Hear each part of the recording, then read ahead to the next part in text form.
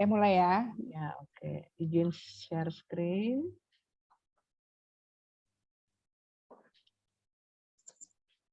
Apakah sudah terlihat? Sudah. Baik, sebentar.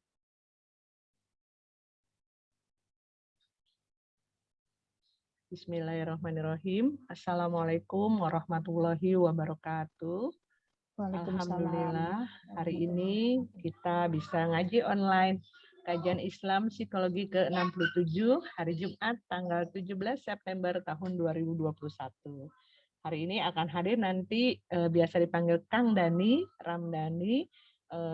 Temanya adalah cinta dalam tasawuf Ibnu Sina. Berikut ini adalah susunan acara kita. Pertama, pembukaan.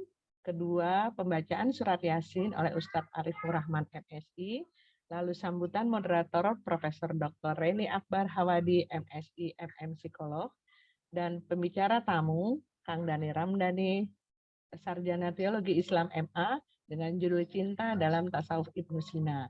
Lalu dilanjutkan dengan tanya jawab. Ini adalah time schedule-nya.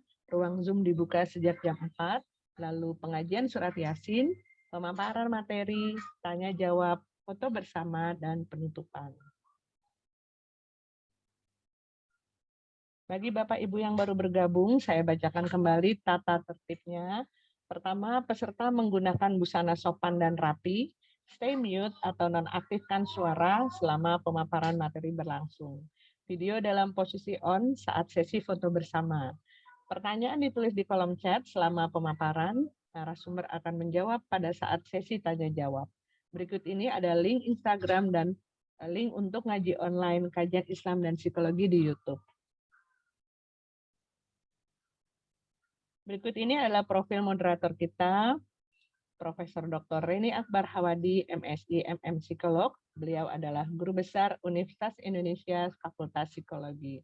Di bawah ini tercantum juga untuk silaturahim melalui website, Facebook, Instagram, dan email. Berikut ini profil narasumber kita hari ini, yaitu Kang Dani Ramdhani, Sarjana Teologi Islam MA. Beliau adalah mahasiswa doktoral pasca sarjana UIN Jakarta. Demikianlah share saya hari ini. Kita lanjutkan dengan ngaji Yasin bersama Mas Arif Rahman. Silakan Mas Arif. Bismillahirrahmanirrahim. Assalamualaikum warahmatullahi wabarakatuh. Waalaikumsalam warahmatullahi wabarakatuh. Bismillah, alhamdulillah, wassalatu wassalamu ala rasulillah wa ala alihi wa sahbihi wa mawalah ma ba'du. Astaghfirullahaladzim. Astaghfirullahaladzim. Astaghfirullahaladzim. Alladzi la ilaha illa huwal hayyul qayyum wa atubu ilaih. أشهد أن لا إله إلا الله وأشهد أن محمدا رسول الله. اللهم صل على سيدنا محمد وعلى آل سيدنا محمد. سبحان الله والحمد لله ولا إله إلا الله والله أكبر. لا حول ولا قوة إلا بالله العلي العظيم. إلى حضرة النبي مصطفى محمد صلى الله عليه وسلم وعلى آله وزوجه وذريته وأصحابه والتابعين التابعين ومن تبعهم بإحسان إلى يوم الدين. شيء لله ولنا ولهم الفاتحة. أعوذ بالله من الشيطان الرجيم. بسم الله الرحمن الرحيم. الحمد لله رب العالمين الرحمن الرحيم مالك يوم الدين. إياك نعبد وإياك نستعين. اهدنا الصراط المستقيم صراط الذين أنعمت عليهم غير المغضوب عليهم ولا الضالين. آمين.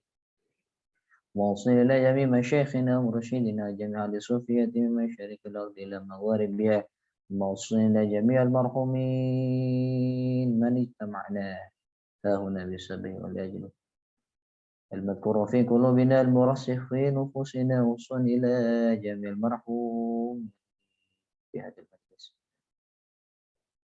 Silakan Ibu Bapak menyebutkan nama-nama para marhumin di hati masing-masing. Maususan ilal marhumin. Anna Allah yaghfir lahum wa yarhamhum wa yu'ali darajatihim fil jannah wa yu'idhu alaina min barakatihim wa asrarihim wa anwarihim wa ulumihim fid dini wad dunya wal akhirah bi syafaati Rasulillah wa bi karamati awliyaillah bi barakatil Fatihah.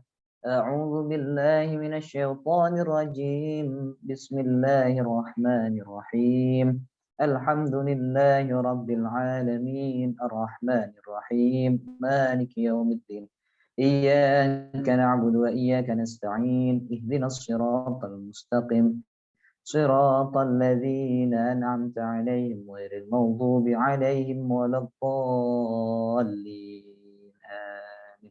الفاتحة لمن أوصانا واستوصانا بالدعاء أن الله يقبل الدعاء ويعجل بالإجابة يا قاضي الحاجات اقضي حاجاتنا يا رفيع الدرجات ارفع درجاتنا يا الله يا كاشف الغم يا دافع البلايا.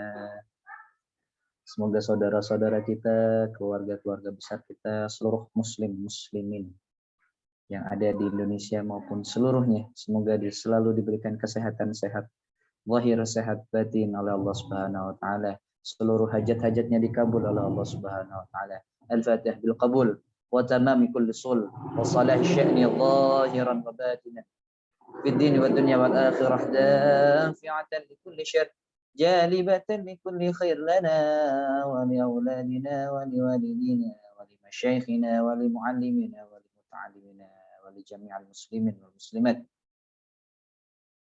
أن الله يا الله أن الله يعجل بالإجابة وعلانية أن الله ينور قلوبنا وقوالبنا مع الهدى والتقى والعفاف والموت على دين الإسلام بقول لا إله إلا الله محمد رسول الله صلى الله عليه وسلم بشفاعة رسول الله بكرامة أولياء الله بأسرار الفاتحة.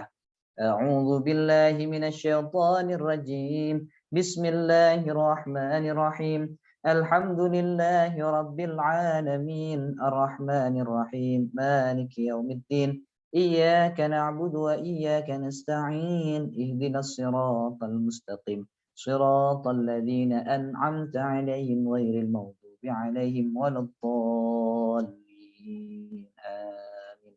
تقبل الله منا ومنكم وتقبل يا كريم.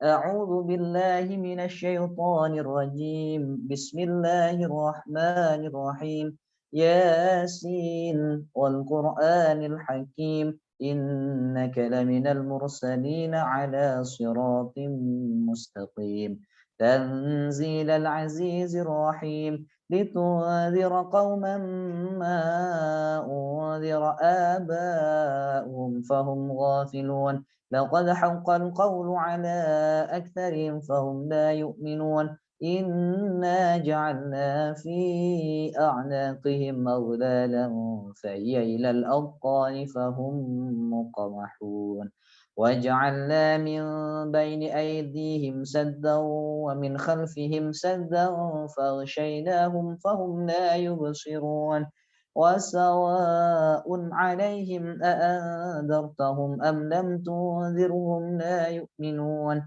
إنما تنذر من اتبع الذكر وخشي الرحمن بالغيب فبشره بمغفرة وأجر كريم.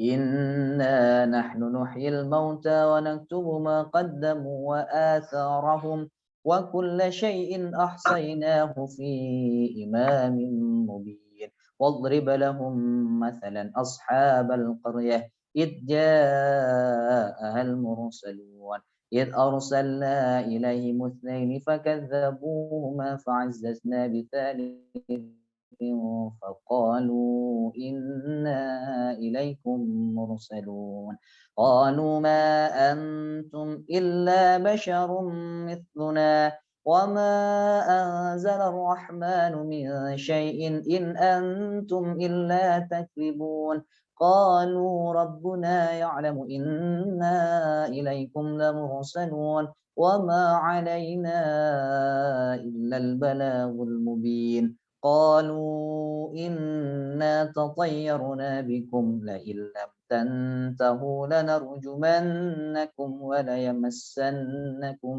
منا عذاب أليم قالوا طائركم معكم أئن ذكرتم بل أنتم قوم مسرفون وجاء من أقصى المدينة رجل يسعى قال يا قوم اتبعوا المرسلين اتبعوا من لا يسألكم أجرا وهم مهتدون وما لي لا أعبد الذي فطرني وإليه ترجعون أأتخذ من دونه آلهة إن يردني الرحمن بضر لا تغن عني شفاعتهم شيئا ولا ينقذون إني إذا لفي ضلال مبين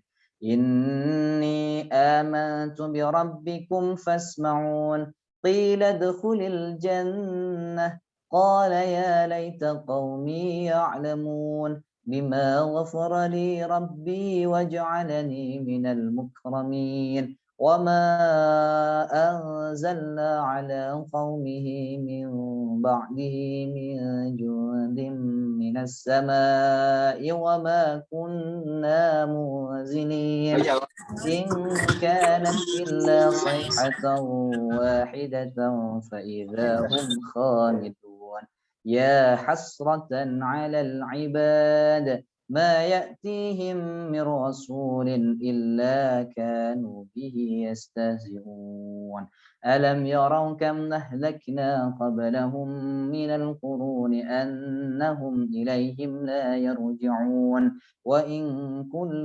لما جميع لدينا محضرون وآية لهم الأرض الميتة أحييناها وأخرجنا منها حبا فمنه يأكلون وجعلنا فيها جنات من نخيل وأعناب وفجرنا فيها من العيون ليأكلوا من ثمره وما عملته أيديهم أفلا يشكرون سبحان الذي خلق الأزواج كلها مما تنبت الأرض ومن أنفسهم ومما لا يعلمون وآية لهم الليل نسلخ منه النهار فإذا هم مظلمون والشمس تجري لمستقر لها ذلك تقدير العزيز العليم والقمر قدرناه منازل حتى عاد كالعرجون القديم لا الشمس ينبغي لها أن تدرك القمر ولا الليل سابق النهار وكل في فلك يسبحون وآية لهم أنا حملنا ذريتهم في الفلك المشحون وخلقنا لهم من مثله ما يركبون وإن نشأ نورقهم فلا صريخ لهم ولا هم ينقذون إلا رحمة منا ومتاعا إلى حين وإذا قيل لهم اتقوا ما بين أيديكم وما خلفكم لعلكم ترحمون وما تأتيهم من آية من آيات ربهم إلا كانوا عنها معرضين وإذا قيل لهم أنفقوا مما رزقكم الله قال الذين كفروا للذين آمنوا أنطعم من لو يشاء الله أطعمه إن أنتم إلا في ضلال مبين ويقولون متى هذا الوعد إن كنتم صادقين ما ينظرون إلا صيحة واحدة تأخذهم وهم يخصمون فلا يستطيعون توصية ولا إلى أهلهم يرجعون ونفخ في الصور فإذا هم من الأجداث إلى ربهم ينسلون قالوا يا ويلنا من بعثنا من مرقدنا هذا ما وعد الرحمن وصدق المرسلون إن كانت إلا صيحة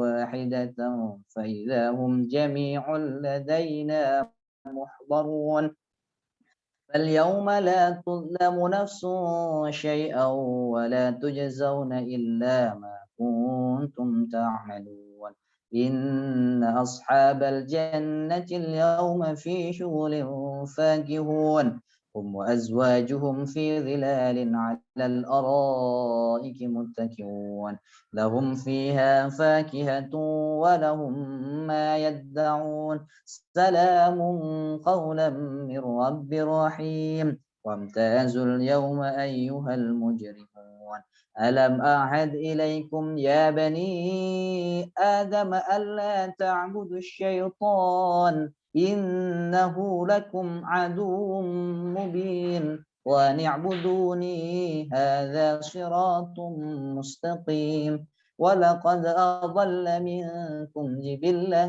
كثيرا أفلم تكونوا تعقلون هذه جهنم التي كنتم توعدون اصلوها اليوم بما كنتم تكفرون اليوم نختم على أفواههم وتكلمنا أيديهم وتشهد أرجلهم بما كانوا يكسبون ولو نشاء لطمسنا على أعينهم فاستبقوا الصراط فأنى يبصرون ولو نشاء لمسخناهم على مكانتهم فما استطاعوا مضيا ولا يرجعون ومن نعمره ننكس في الخلق أفلا يعقلون وما علمناه الشعر وما ينبغي له إن هو إلا ذكر وقرآن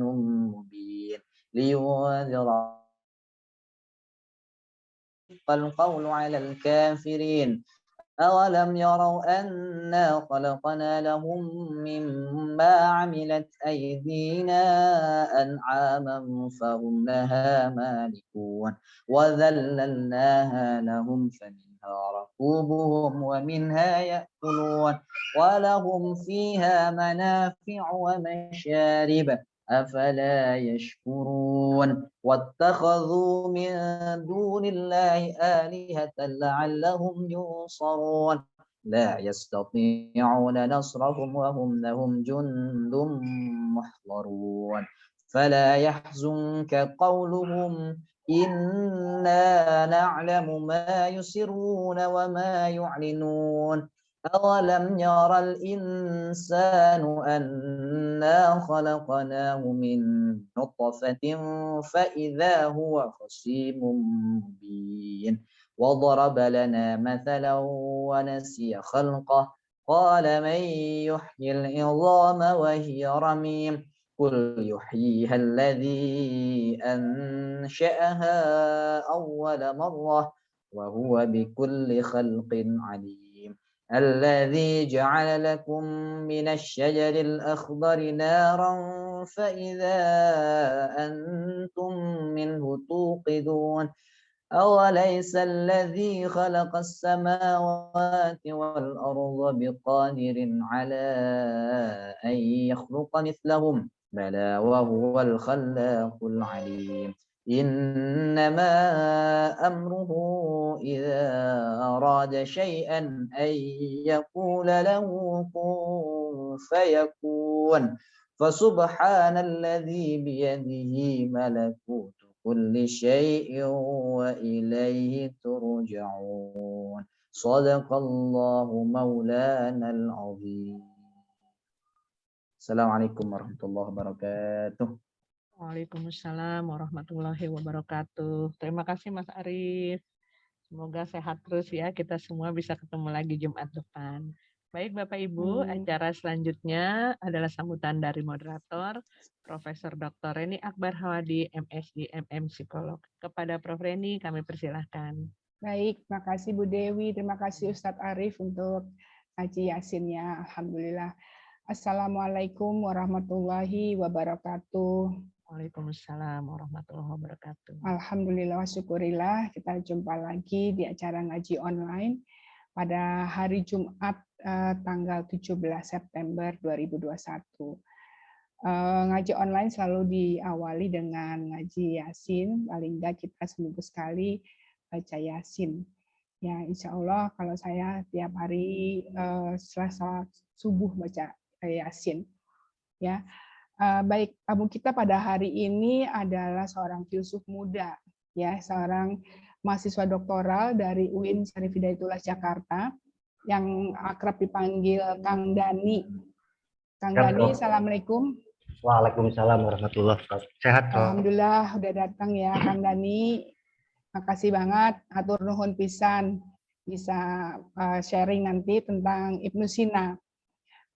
Saya sapa dulu, di sini ada senior-senior saya, Mbak Nani Nur Rahman. Apa kabar Mbak? Assalamualaikum Mbak. Waalaikumsalam Prof. Reni. Sehat ya Mbak. Ya, Prof. Faisal, Assalamualaikum. Terima kasih sudah hadir Prof. Ya, teman-teman yang lain terima kasih ya udah hadir pada sore hari ini. Jadi sudah 6 kali ini kita mengenal para pemikir Islam klasik ya. Dan ini Ibnu Sina yang mana merupakan tema yang dipilih karena oleh Dani Ramdhani itu untuk magister dan untuk nanti disertasinya itu dari Ibnu Sina. Mungkin ada alasan nih Kang Dani, kumaha kok milih Ibnu Sina gitu, karena kalau Ibnu Sina itu kan selalu asosiasinya dengan kedokteran ya, Kang Dani ya. Betul. Bisa dijelaskan? Oke, baik. Assalamualaikum warahmatullahi wabarakatuh. Waalaikumsalam warahmatullahi Mudah-mudahan wabarakatuh. suara saya terdengar dengan jelas.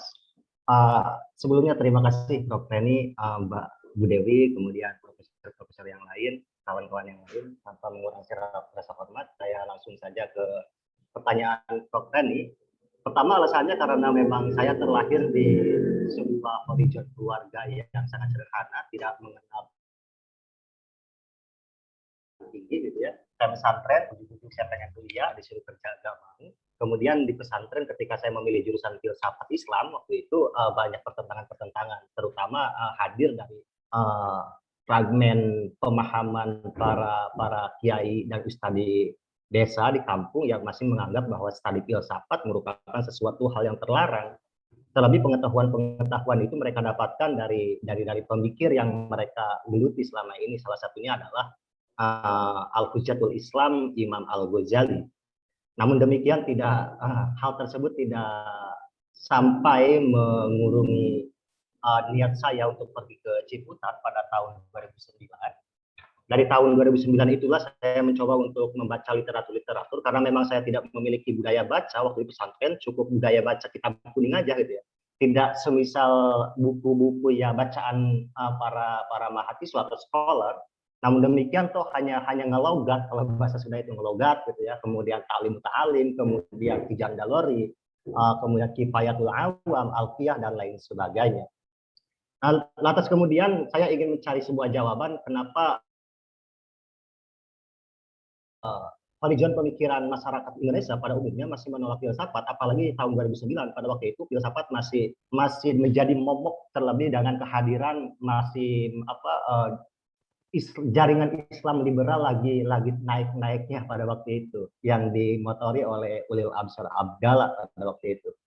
Nah, singkat cerita memang pada akhirnya tuntutan studi saya bergelut dengan turos, dengan naskah-naskah Islam klasik, dan saya menemukan salah satu sosok yang bagi saya sangat menarik, dan ini menjadi musuh imajinernya, musuh intelektualnya Al-Ghazali, yang dulu menjadi alasan kenapa kiai saya melarang untuk masuk ke studi filsafat. Saya akhirnya mencari jawaban siapa sosok yang bisa melawan Al-Ghazali gitu kira-kira kan. Meskipun antara Al-Ghazali dengan Ibnu Sina jauh, hidup yang lebih awal adalah Ibnu Sina. Baru beberapa tahun berikutnya, jauh setelah Ibnu Sina baru Al-Ghazali itu lahir. Nah memang di Indonesia sendiri memang dalam pengenalan terhadap filsafat Islam itu cenderung masih relatif baru. Saya pernah bilang di forum diskusi sebelumnya bahwa Indonesia mengenal filsafat itu hanya dalam kurun waktu 8 itu pun diperkenalkan oleh guru dari profesor pembaharu dari Institut Hidayatullah Jakarta, yaitu Harun Nasution. Disitulah titik awal batu loncatan masyarakat scholar Islam Indonesia mengenal filsafat Islam lebih khususnya. Jikalau memang filsafat Barat itu udah banyak, jauh sebelum kemerdekaan, Bung Hatta misalkan menulis tentang alam pikiran Yunani gitu ya, coba mengenalkan Thales, kemudian Prasokrates dan sebagainya. Kemudian ada Tan Malaka mencoba untuk menghadirkan wacana filsafat Barat dan sekitarnya melalui bukunya Madilo gitu ya. Akan tetapi dalam filsafat Islam itu baru, dekade 80 90 hadir para penerus dari Harun Nasution, misalkan Khalis Majid, dia S3 PhD-nya di Chicago gitu. Dia mengambil Islamic Studies, khususnya especially filsafat Islam. Dia mengambil tema di Ibnu Taimiyah. Nah, balik ke wacana Ibnu Sina gitu ya. Pada akhirnya tuntutan saya harus mengelarkan skripsi gitu ya. Jadi selama 7 tahun full saya bergelut dengan Ibnu Sina. Pada waktu itu tidak ada sehari pun saya tidak membaca kitab Ibnu Sina ya. Nah, akhirnya saya mencari jawaban bahwa fokus yang dilawan oleh Al-Ghazali itu dalam 3 dimensi, dalam tiga pokok pembahasan. Jadi kenapa pada akhirnya masyarakat Indonesia itu cenderung antipati terhadap filsafat? Pertama karena memang ada misunderstanding, ada kesalahpahaman dalam memahami sistem pemikiran Ibnu Sina. Terlebih dalam 3 wacana pokok yang dijabarkan oleh Al-Ghazali dalam kitabnya Tahafutul Falasifah. Kemudian ada juga di Al-Mungkin Minad Dhalal gitu ya. Yang secara spesifik Al-Ghazali menyebut bahwa karena 3 pemikiran inilah gitu, Ibnu Sina layak disebut sebagai Muslim yang udah murtad, kafir gitu kira-kira. Jadi Al-Ghazali meskipun tidak secara konsep takfiri dalam Indonesia sekarang ya, tapi dia juga melakukan proses takfiri terhadap tokoh-tokoh semisal Ibnu Sina dan Al-Farabi. Gitu ya.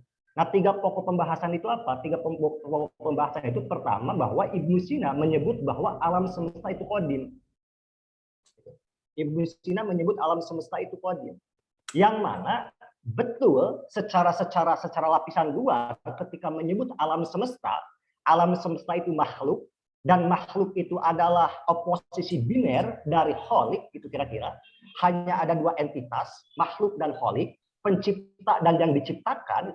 Maka ketika Ibnu Sina menyebutkan bahwa alam semesta itu qadim, maka secara otomatis ada 2 qadim.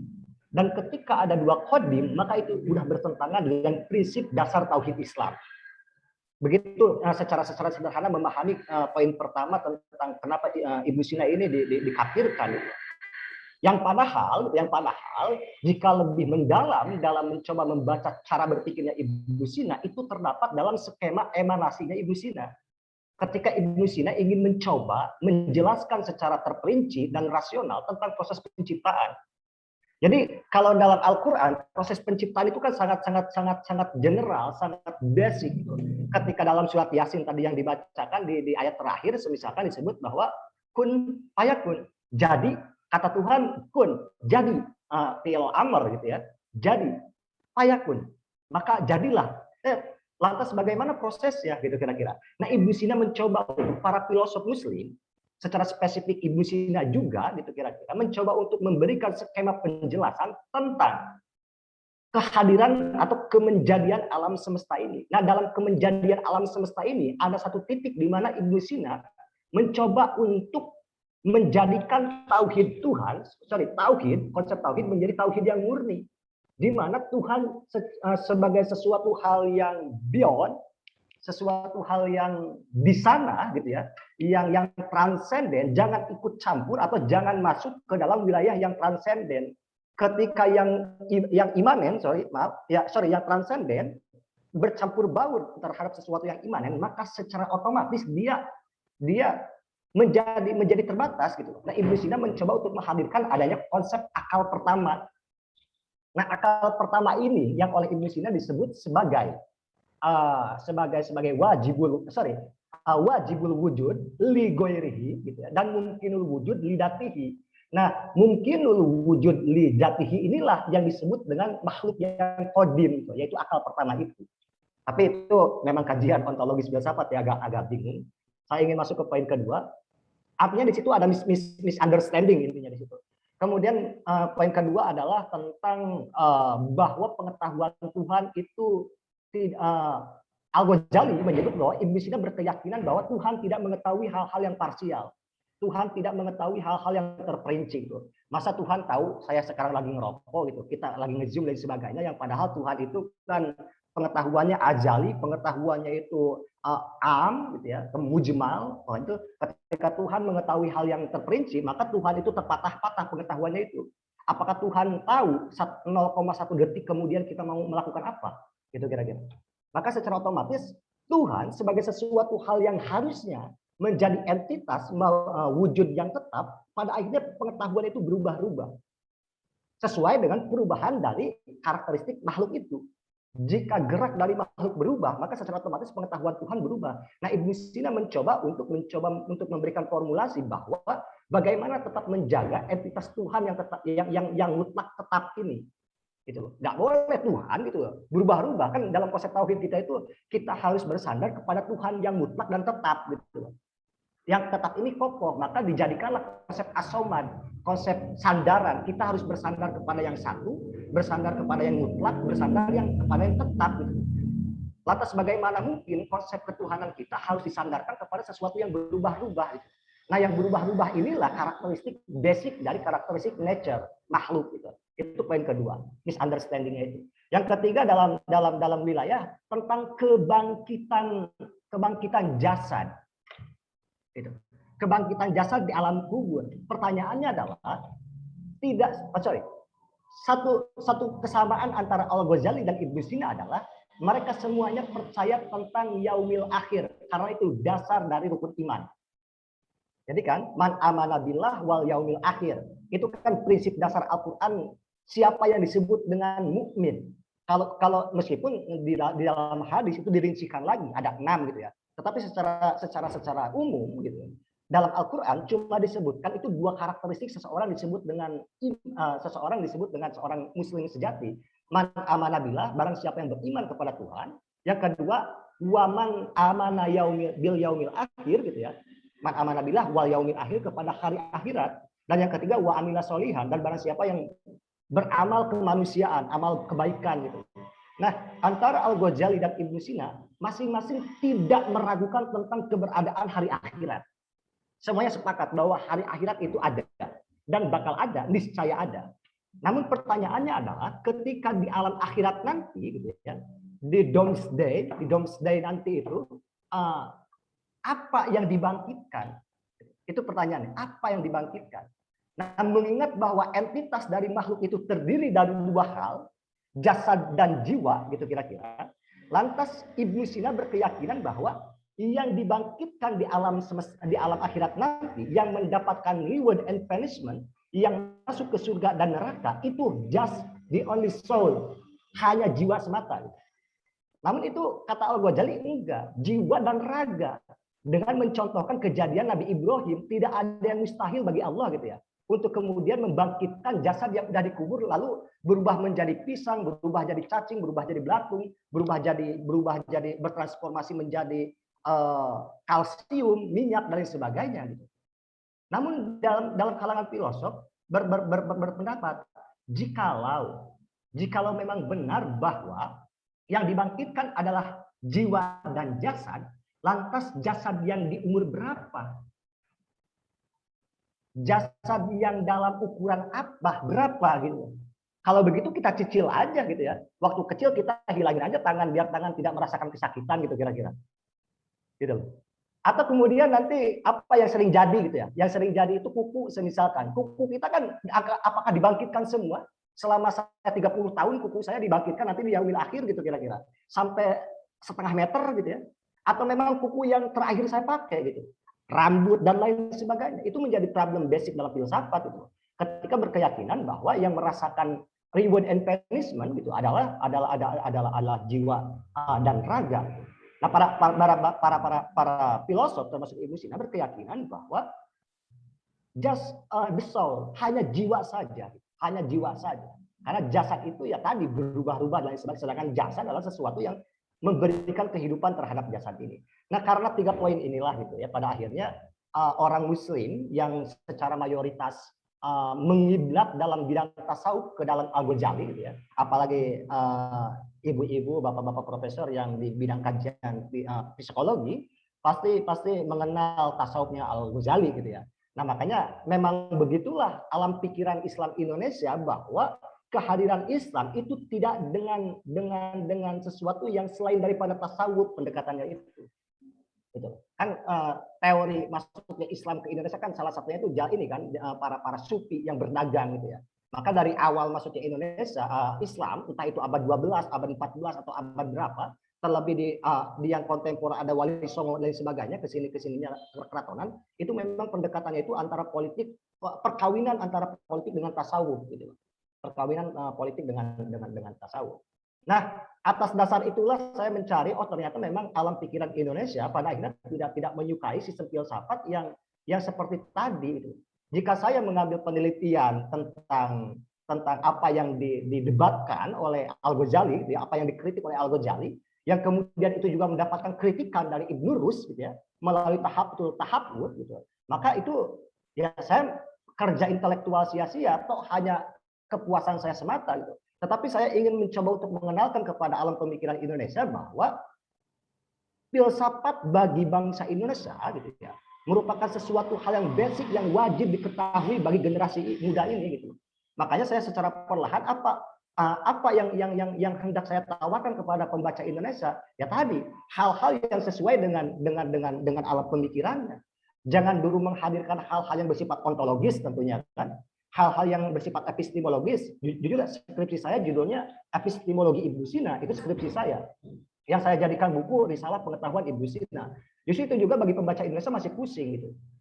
Makanya dalam tesis saya mencari tema-tema yang ternyata millennials, anak muda gitu kira-kira mereka menyukai hal-hal yang ya ini gue banget gitu. Ini gue banget, quotable gitu ya. Bisa dijadikan status, bisa dijadikan bahwa ini related dengan kehidupan gue gitu ya, dengan kehidupan saya dan sebagainya. Maka saya mengambil tema tentang cinta dalam sistem tasawuf Ibnu Sina. Gitu. Itu apa kenapa saya di program magister di Universitas Jakarta mengambil tema cinta dalam perspektif tasawuf Ibnu Sina.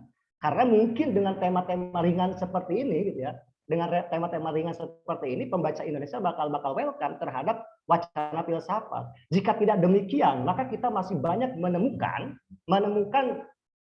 status-status WA, status-status Facebook, apalagi hadir dari Islam yang entah dari mana tuh, entah berantah. Ibnu Sina itu kafir gitu. Itu banyak tuh poster-poster yang mem berseliweran di media sosial di page kita gitu yang menyatakan tentang kekafiran Ibnu Sina, kekafiran orang-orang selain daripada Ibnu Sina gitu.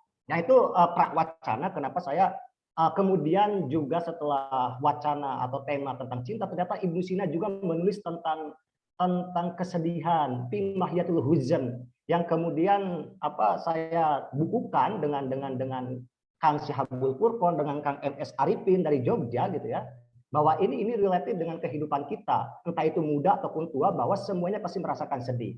Maka hadirlah buku tentang kesedihan yang alhamdulillah laris manis gitu ya di awal tahun ini gitu ya. Nah, kemudian juga ada tema-tema tentang sholat. Ibnu Sina membahas tentang esensi dari sholat. Ibnu Sina membahas tentang kebahagiaan, Ibnu Sina membahas tentang thanatophobia, tentang al-khauf minal maut gitu kira-kira. Al-khauf minal maut itu takut terhadap kematian. Ibnu Sina bilang bahwa Ibnu Sina bilang bahwa ketakutan paling besar yang menghinggapi jiwa manusia adalah ketakutan terhadap kematian.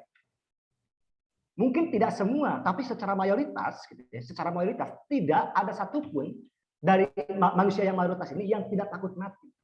Lantas kemudian Ibnu Sina menyebutkan alasan-alasan, faktor psikologis, faktor kejiwaan, kenapa seseorang itu takut terhadap kematian, yang kelak bakal saya jadikan disertasi. Nah, balik lagi ke tema Prof. Reni, mohon izin masih ada waktu. Ya, Kang Dani, masih ada waktu. Nah, namun gini ya, karena tadi kan seolah-olah kayaknya Imam Al-Ghazali ini memang banyak disalah mengertikan ya oleh orang-orang, karena memang periodenya Imam Al-Ghazali itu kan dua. Satu, pada saat dia depresi itu memang dia banyak terlalu frontal ya dengan pemikir-pemikir sebelumnya. Namun kemudian kan dia bisa dikatakan on the track ya. Dia akhirnya keluar dari kekuasaan dia sebagai rektor termuda itu, dia menghilang, baru dia berdamai lah gitu. Nah, cuman yang berkembang di luaran itu adalah buku-buku yang sebelumnya yang jadi dianggap frontal itu. Nah, bagaimana ya usaha dari teman-teman di dalam studi Islam ini untuk mengembalikan supaya on the track gitu, bahwa yang diambil cukup pemikiran ini, karena kalau misalnya kita tidak hati-hati kita akan mengambil yang pemikiran sebelumnya, jadi kita salah gitu. Nah, jadi di sini mungkin memang perlu ada terus wacana, dan maka tadi saya tidak heran kalau misalnya di wall-wall di apa tadi disebutkan di Facebook apa di mana di medsos itu yang akhirnya mungkin ngefans pada Al-Ghazali pada zaman yang sebelum dia keluar dari kekuasaan itu ya, jadi dia anti pada Ibnu Sina seperti itu. Nah, dari 3 yang tadi disebutkan oleh Kang Dani ya, ada 3 yang pemikiran tadi, yang bahwa sebenarnya Ibnu Sina ini yang pertama tadi kan alam semesta itu kodim ya. Kodim berarti di sini justru dia mendudukan konsep tauhid ya. Dia tidak membedakan antara transcendensi dengan tidak bercampur dengan imanen tadi. Seperti itu. Nah, terus kemudian yang kedua itu Tuhan yang tidak mengetahui hal yang rinci itu, bagaimana supaya Ibnu Sina juga mendudukan bahwa Tuhan itu tetap gitu ya, tidak berubah-ubah gitu kan. Nah, yang ketiga itu adalah ini yang baru sama pemikiran Ibnu Sina dengan Al-Ghazali, di mana sama-sama percaya dengan tentang yaumil akhir ya, hari akhir itu hari di mana dibangkitkan. Tapi yang tidak sama di sini adalah apakah hanya jiwa saja atau berikut jasadnya, ya. Nah, ini apakah sudah clear wacana ini? Karena memang membingungkan ya kalau misalnya dengan jasad kan jasad udah di tanah dengan cacing ya. Tapi kalau jiwa aja itu bagaimana pertanggungjawabannya gitu? Ini siapa yang bisa, filsuf mana yang bisa menjawab ini gitu? Apa ini terlalu cepat nggak? Maksudnya kita kan fokus kepada Ibnu Sina ya. Tapi ini saya menarik untuk ngambil dulu nih sebelum lari ke jauh-jauh. Tentang di hari terakhir itu yang dibangkitkan itu jiwa saja atau jiwa berikut jasad. Dan ini yang selalu memang kalau kita bicara mengenai hari kematian dan sebagainya, itu nanti yang Anda kan tertarik untuk dalam disertasi ya mengenai takut pada kematian tadi ya. Nah, waktu kita meninggal, kita kan transit dulu di alam barzah. Ya kan, di alam barzah itu kita baru bisa melihat, oh nanti kita hidupan keabadian kita apakah di neraka, akhirat neraka, atau akhirat surga gitu kan. Nah, berarti pada waktu kita transit menunggu hari akhir di alam barzah itu berupa jiwa-jiwa kan. Tapi juga ada doa-doa supaya kita di alam barzah itu ya mudah-mudahan kita ketemu ya dengan kakek nenek, orang tua, pasangan, anak, dan sebagainya. Gitu kan ya Kang Dani ya? Ya, silakan lanjut Kang Dani. Ya, pertama perihal ini. Terima kasih Prof. Kita belum masuk ke tema inti dari diskusi belum. ini, yaitu cinta. Ini prawacananya. Perihal Al-Ghazali, posisi Al-Ghazali. Nah, memang ke siapapun itu sebenarnya ya, baik ke Al-Ghazali, saya ke Ibnu Sina, dan siapapun ke siapa gitu ya, itu kan sebenarnya kita harus menaruh karakteristik ini sikap kritis terhadap suatu pemikiran.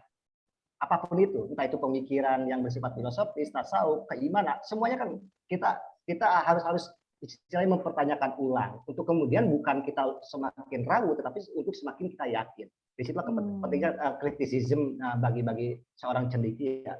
Nah kemudian juga kita belum bisa, Prof tadi menyebutkan bahwa dia merupakan seorang rektor gitu ya di Universitas di Bologna. Yeah. Kemudian dia sempat, nah artinya memang pas waktu itu dia tidak hanya filsafat, Al-Ghazali tidak hanya filsafat saja yang dia serang, termasuk kalam, ilmu kalam dia serang. Yeah. Gitu ya. Ilmu kalam dia serang, kemudian filsafat dia serang, kemudian gerakan spiritual dari Syiah gitu ya, Syiah Batiniah gitu ya. Syiah Batiniah juga diserang gitu. Entah gitu ya, entah memang karena memang pada waktu itu I don't know, saya tidak tahu perihal maksud dari dia, apakah ini muncul dari keinginan pribadi, kritisisme dia pribadi, atau semacam bahwa kita harus menyertakan horizon politik dalam setiap pemikiran itu. Bahwa pertama dia dekat dengan penguasa. Kita harus tahu mazhab dari penguasanya itu apa. Kemudian yang diserang-serang ini mengancam penguasa atau tidak. Semisalkan kemarin Prof saya pernah bilang bahwa kenapa Mu'tazilah atau Baitul Hikmah begitu makmur, begitu berkembang di Baghdad. Bahkan ada Al-Kindi, kemudian ada gerakan penerjemahan luar biasa di sana. Yeah. Karena apa? Karena Al-Ma'mun pada waktu itu beraliran paham Mu'tazilah, gitu kira-kira. Dan saya juga bilang kemarin, Mu'tazilah kan sangat-sangat senang terhadap sesuatu yang bersifat rasional, gitu, ilmu pengetahuan dan lain sebagainya.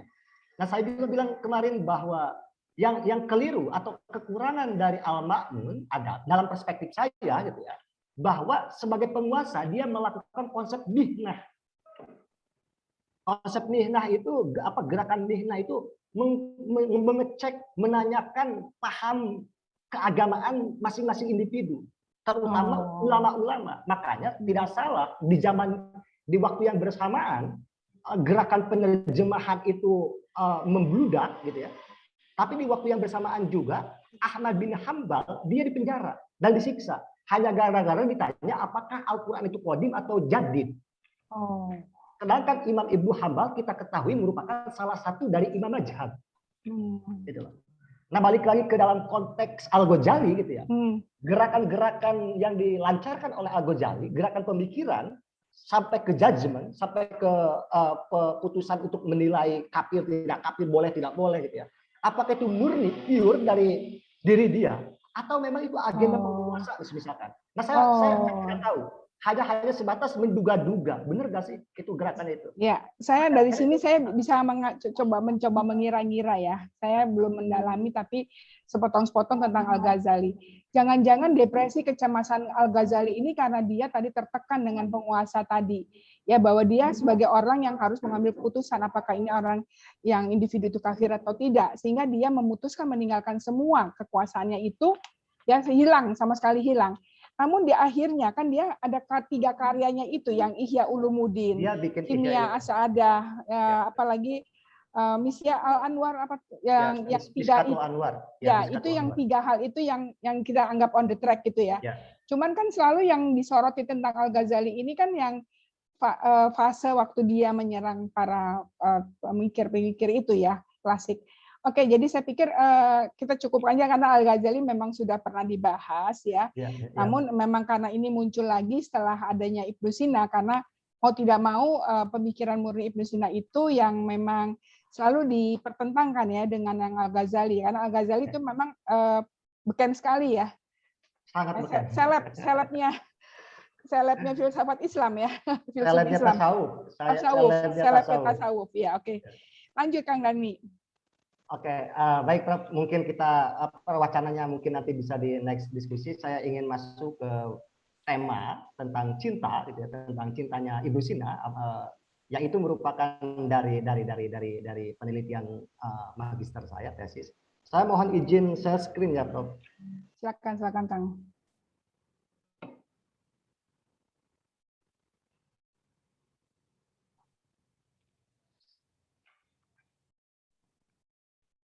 Nah, latar belakangnya seperti ini. Saya ingin memberikan semacam gambaran tentang perjalanan Ibnu Sina. Ini perlu diketahui bahwa rihlah fikriyahnya Ibnu Sina itu sangat menarik, dan ini bisa kita semua baca di autobiografinya, di autobiografi yang ditulis oleh Abu Ubay Al-Juzani. Dia merupakan murid dari Ibnu Sina, gitu ya. Jadi kalau Al-Ghazali bikin autobiografinya melalui Al-Munqidh Minadh Dhalal, gitu ya, maka Ibnu Sina pun, tapi tidak terlalu panjang, gitu ya, dia menulis tentang autobiografinya ditulis oleh muridnya. Jadi Ibnu Sina merupakan tokoh yang tidak menetap di suatu tempat. Dia orang yang disayang sekaligus dibenci oleh penguasa. Dia merupakan dokter kerajaan, tapi di satu sisi juga dia merupakan orang yang selalu dibenci oleh lingkungan kekuasaan. Pada saat di Hamadan dan Isfahan, bahkan kedudukan Ibnu Sina itu selevel Perdana Menteri. Jadi Ibnu Sina kedudukan politik tertingginya adalah seorang Perdana Menteri. Namun memang karena dia merupakan seorang ilmuwan fisika, ilmuwan kedokteran, gitu ya, kemudian farmakologi juga, dia seorang apoteker, gitu ya. Jadi dulu mah antara dokter dengan apoteker tuh ya nyatu-nyatu aja, nggak kayak sekarang yang dipisahkan ya. Dokter ya dokter, farmasi ya farmasi. Kalau Ibnu Sina itu dokter farmasi. Dan kita kalau ingin membaca kitab farmasinya Ibnu Sina bisa baca Al-Qanun fit Tibb, gitu ya. Beberapa jilid itu. Ya itu dijadikan buku wajib di Barat selama 5 abad. Jadi Barat sebelum mengenal kedokteran modern wajib membaca buku Ibnu Sina sebagai literatur primer selama 5 abad ke-13 awal sampai ke abad ke-18 gitu. Baru kemudian setelah Renaissance atau Aufklärung, kemudian Barat mencoba untuk mengembangkan budaya positivistiknya, yang salah satunya itu di dunia kedokteran, dan dia menemukan tradisi keilmuan kedokteran modern. Nah, Ibnu Sina lahir di Astana, kemudian besar di Bukhara, kemudian dalam beberapa tahun dia singgah ke satu titik dan sebagainya.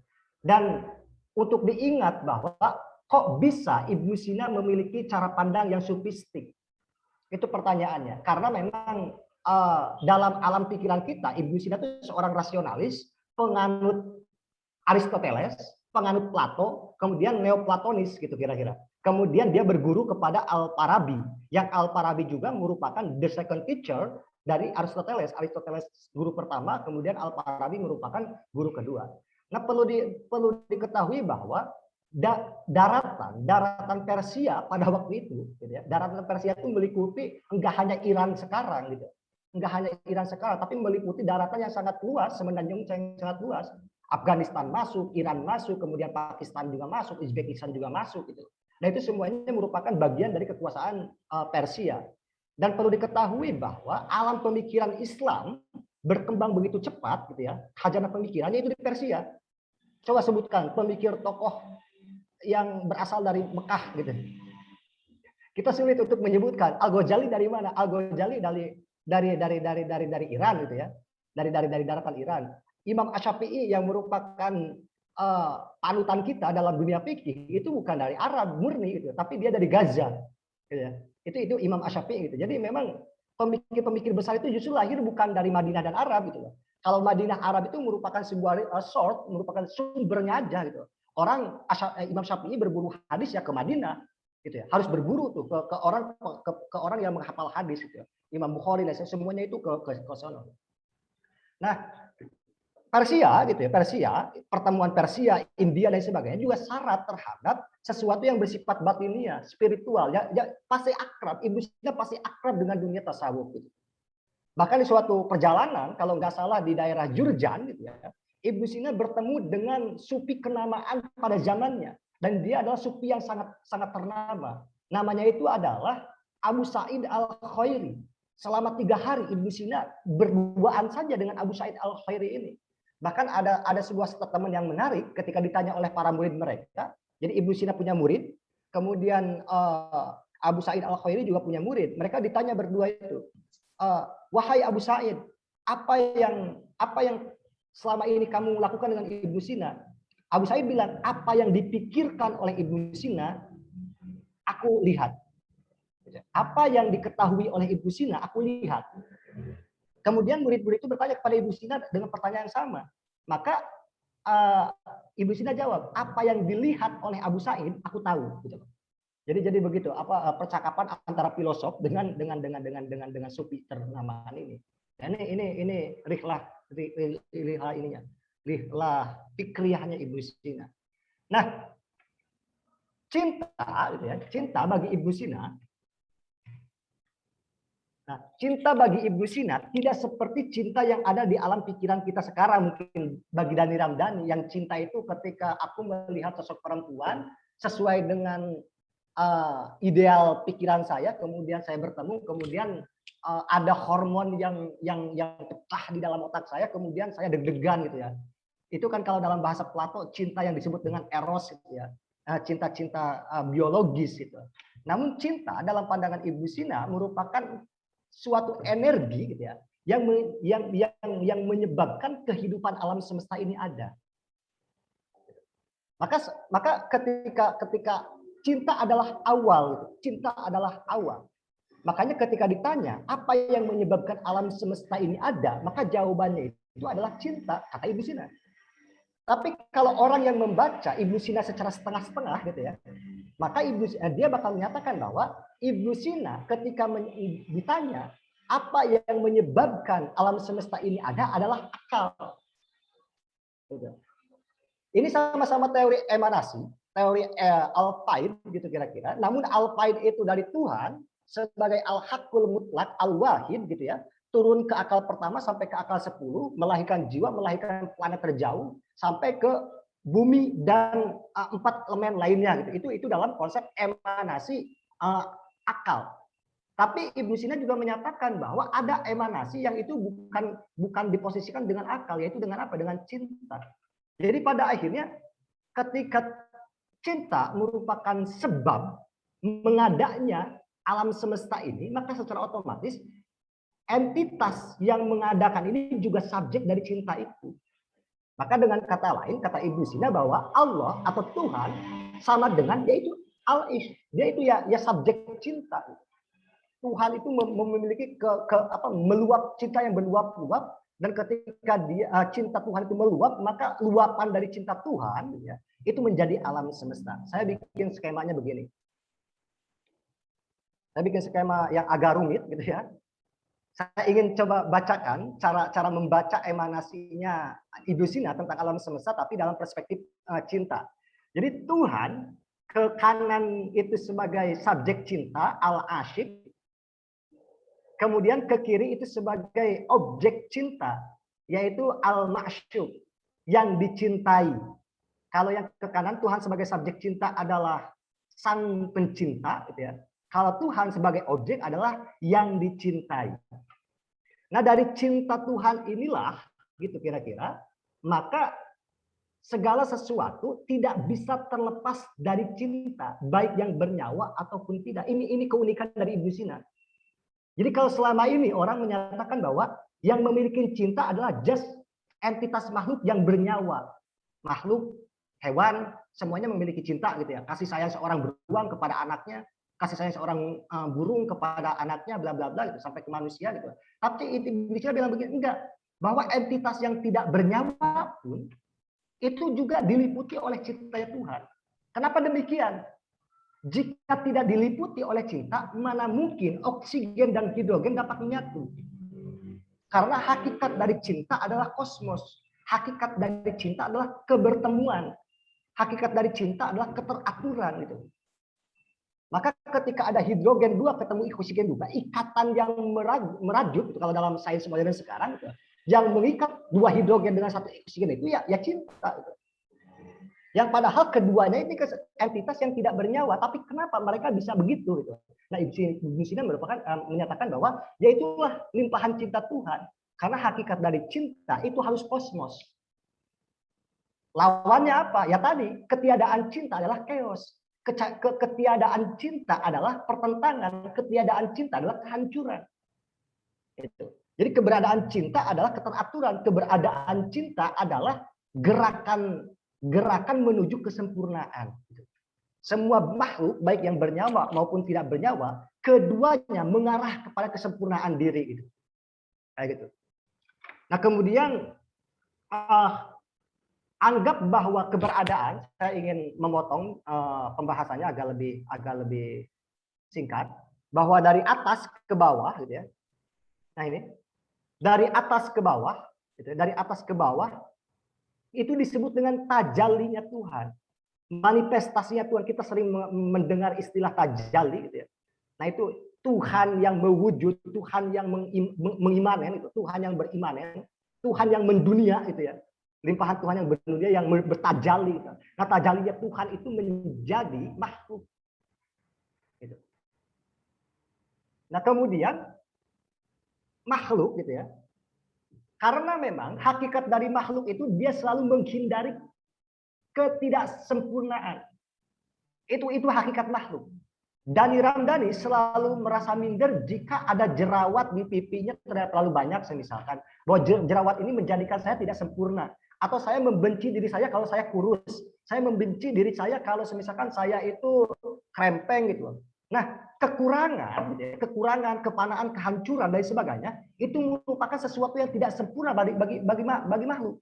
Nah, orientasi itu dan atas dasar itulah semua makhluk yang ada di alam semesta itu bergerak, move, semuanya bergerak. Bergerak untuk apa? Untuk menyempurnakan dirinya. Jadi gerak kehidupan adalah gerak untuk menyempurnakan diri. Termasuk itu pada wilayah fisik, pada wilayah fisiknya aja gitu. Dalam wilayah fisik begitu, semua makhluk begitu. Semua makhluk mencoba untuk bergerak menuju keseimbangan itu. Batu kalau bergelinding dari atas terus bergerak, kalau tidak seimbang terus bergerak gitu. Sampai dia seimbang pada titik di mana dia harus diam. Itu dalam konteks yang tidak bernyawa. Nah, kemudian begitupun sesuatu yang di dalam diri kita, di belakang diri kita, jiwa kita. Makanya Ibnu Sina bilang bahwa bukan hanya fisik saja yang harus disempurnakan, tetapi jiwa yang ada di dalam diri kita itu juga harus disempurnakan. Maka tujuan dari logika, tujuan dari filsafat, tujuan dari tasawuf, tujuan dari apapun itu adalah satu, tazkiyatun nafs. Tazkiyatun nafs itu adalah menyucikan jiwa atau penyucian jiwa. Itu. Nah, penyucian jiwa yang dikatakan oleh Ibnu Sina, biar jiwa kita yang ada di dalam diri kita itu sempurna. Karena ketika dilahirkan kita udah satu paket dengan jiwa gitu. Tetapi jiwa kita waktu bayi itu belum sempurna, itu masih potensial. Masih bersifat kemungkinan dia untuk berkembang gitu. Tapi pas perjalanan hidup yaitu melalui rasionalitas, melalui hati dan apapun itu gitu. Itu harus mengarah pada tazkiyatun nafs, kepada penyucian jiwa. Maka Ibnu Sina bilang bahwa ya logika tujuannya adalah untuk bisa memelihara pikiran kita agar tidak keliru. Kalau pikiran kita keliru gitu ya, itu contoh kecil logika, maka jiwa kita akan jauh dari konsep kesempurnaan itu. Nah, tentu kesempurnaan jiwa harus melalui dua hal gitu ya. Nah ini. Jadi ketika kita jiwa kita, penyucian jiwa ini gitu ya. Penyucian jiwa ini melalui dua hal kata Ibnu Sina. Pertama, latihan secara teoretis, yang kedua latihan secara praktis. Secara teori itu melatih rasionalitas kita agar supaya pikiran kita selalu mengarah kepada makulat. Mengarah kepada makulat itu mengarah kepada objek akal.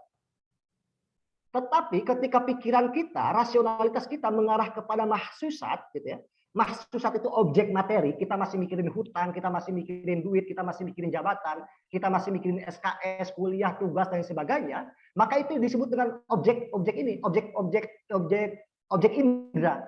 Itu mahsusat namanya. Tetapi kata Ibnu Sina, jika kesadaran kita masih diarahkan kepada mahsusat, maka itu bakal jauh dari konsep penyucian jiwa atau jiwa kita masih kotor.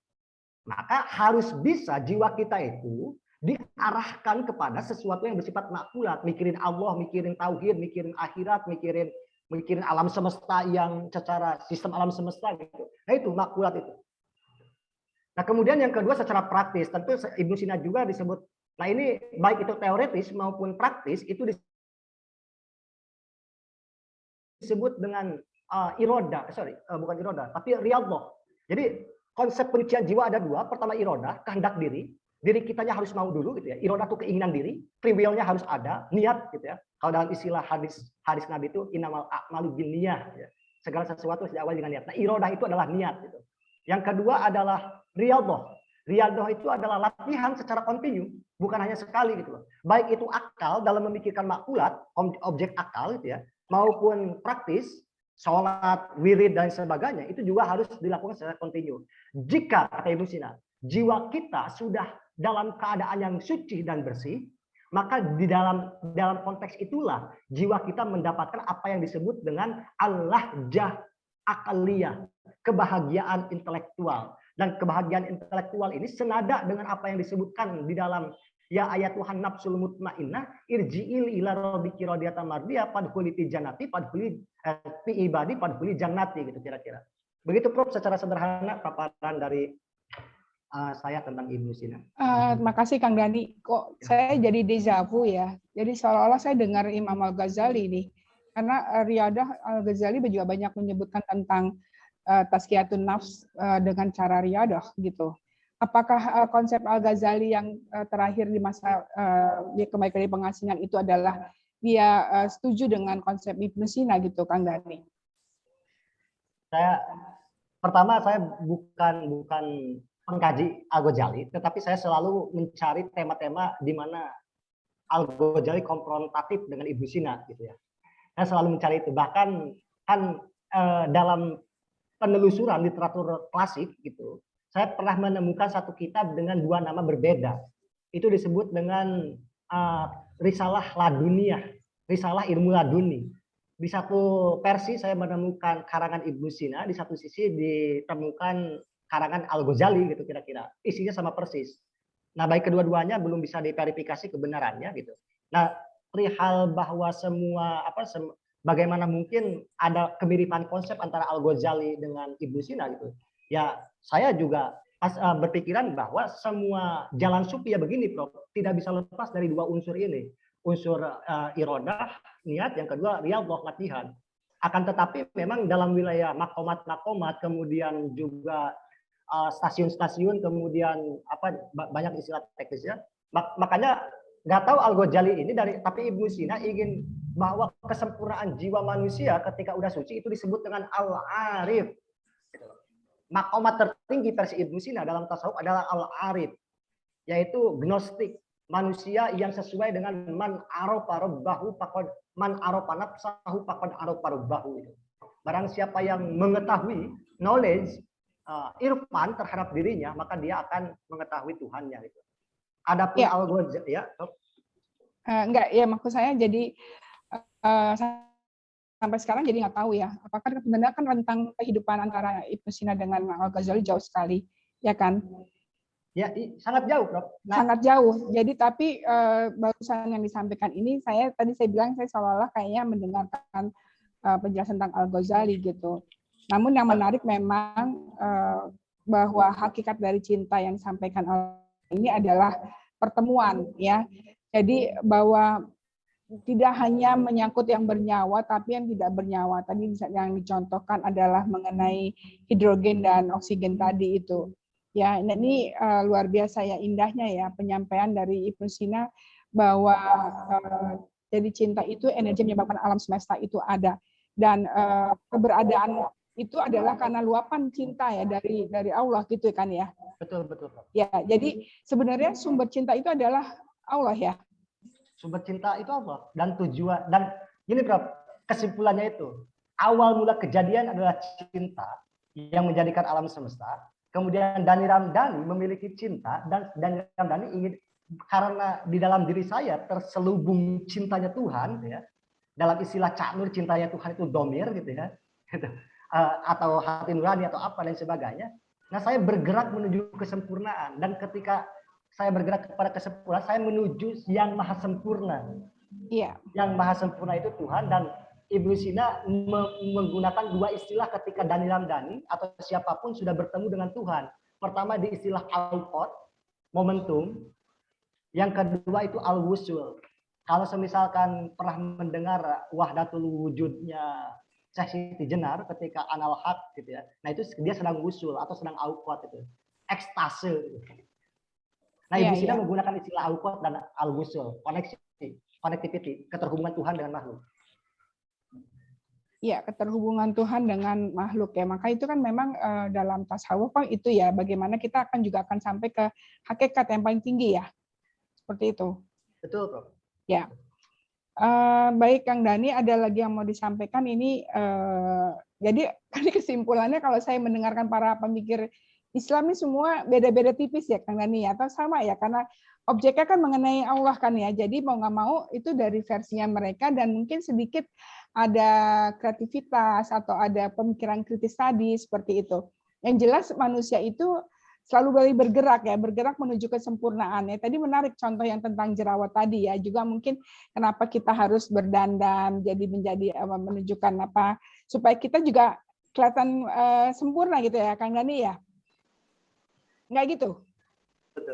Betul. Nah, tapi kesempurnaan itu, Prof, kesempurnaan itu tergantung dari tujuan kita, Prof. Ini nih, tergantung tadi dari irodah ya. Ini, bukan, itu, bukan. Di screen terbaru ini. Ya.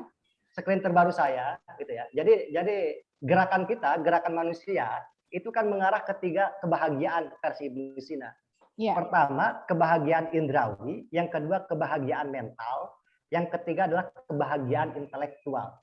Di mana mental tidak lebih tinggi daripada kebahagiaan indrawi tidak lebih tinggi daripada kebahagiaan mental, dan kebahagiaan mental tidak lebih tinggi daripada kebahagiaan intelektual. Semisalkan ketika kita merawat diri gitu ya, ya tadi yang dikejar adalah kebahagiaan indrawi gitu kira-kira. Maka ketika saya melakukan sesuatu, perlombaan dan sebagainya, oh saya senang gitu. Nah itu kebahagiaan mental aja. Tetapi tadi ketika saya mencapai kesempurnaan yang maha, kebaikan yang maha, Tuhan Subhanahu wa taala, maka itu yang kata Ibnu Sina disebut dengan al-lahjah aqliyah, kebahagiaan intelektual. Puncaknya ada di kebahagiaan intelektual. Gitu kok. Ya, kategorisasi dari kebahagiaan ini kan hanya untuk Ibnu Sina ya tadi mengklasifikasikan, mengkategorisasikan tentang kebahagiaan, padahal bukan itu yang dicari oleh manusia kan, tetapi dia hanya melihat, dia hanya mengobservasi kali ya bahwa ini ternyata yang terjadi di dalam kehidupan seperti itu. Tapi yang seharusnya yang harus dikejar oleh manusia itu adalah kebahagiaan, ada nggak disebut oleh Ibnu Sina, kebahagiaan al-kiki tadi, harus adanya penyucian jiwa tadi yang disebutkan. Dan kebahagiaan itu tentu harus dengan cara riyadah tadi. Begitu kan Kang Arif, Kang Dhani? Bahwa yang tadi dengan cara irodah dan riyadah ketika udah al-qad dan usul, yang digapai adalah kebahagiaan intelektual. Puncaknya dari kebahagiaan intelektual. Oh, jadi kebahagiaan intelektual itu ya. Jadi dari kategorisasi ini itu gradasi apa atau terpisah-pisah? Tahapan ya? Tahapan. Oh. Tangga pencapaian. Tapi itu bentuknya seperti itu ya. Harusnya pakai tangga ya gambarnya. Baik, Kang Dhani. Ya ini ada lagi yang mau disampaikan kan Dhani? Mungkin tinggal supaya ada mungkin yang mau bertanya dari teman-teman. Ke forum aja, Prof. Ya. Dalam forum ya. Baik, sambil kita ini terima kasih Kang Dhani. Mungkin adakah dari teman-teman yang mau bertanya? Saya berikan kesempatan pertama pada Mbak Nani Nur Rahman. Ini Mbak Nani Nur Rahman ini kalau di psikologi UI itu sangat menguasai filsafat gitu Kang Dhani ya. Jadi saya memberikan pertama kali pada Mbak Nani. Silakan Mbak Nani.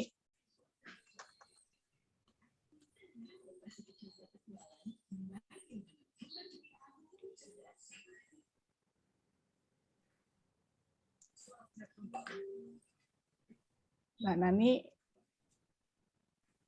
mungkin lagi nggak di tempat. Prof. Faisal mau menanggapi apa yang disampaikan oleh Kang Dhani? Saya kurang mendalami, jadi sementara pendengar dulu. Ya, terima kasih Prof. Faisal. Siapa yang mau Ini ada Kang Ubay, ini temannya Kang Dani bukan? Kayaknya dia lagi kuliah dulu, Prof. Oh, lagi kuliah ya. Ya, Seperti Magister itu. Juluddin. Ada di sini juga nih Bu Deli Malik. Bu Deli juga orang yang kritis ya, mahasiswa yang saya yang kritis, yang suka tanya-tanya kalau di kelas. Apakah Bu Deli tadi mendengarkan Ibnu Sina itu ada yang mau tanya tentang cintanya? Bagaimana dengan penyucian jiwa itu ya, supaya kita bisa menemukan cinta ya dari Allah gitu ya, Kang Dani ya?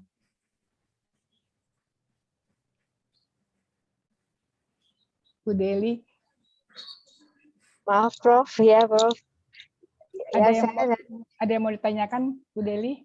Ya, terima kasih, Prof. Menurut saya lagi mencari cinta hakiki. Cinta hakiki itu seperti gini, perjumpaan dengan Allah menurut saya perjumpaan yang bersifatnya hakiki, dan perjumpaan itu perjumpaan yang sangat sakral gitu ya, Prof. Tapi bagaimana caranya kita menuju sampai bisa berjumpa dengan Allah itu dengan perjumpaan yang jiwa kita tuh udah bersih gitu loh, Dok, Prof. Makanya menurut saya perjumpaan dengan Allah itu perjumpaan yang sangat dirindukan oleh para ruh yang ada dalam raga setiap manusia saat ini, gitu, Prof. Kira-kira begitu, Prof. Ya, ini pernyataan ya. Apa tadi menaikkan caranya ya? Iya, bagaimana caranya menuju ke sana gitu.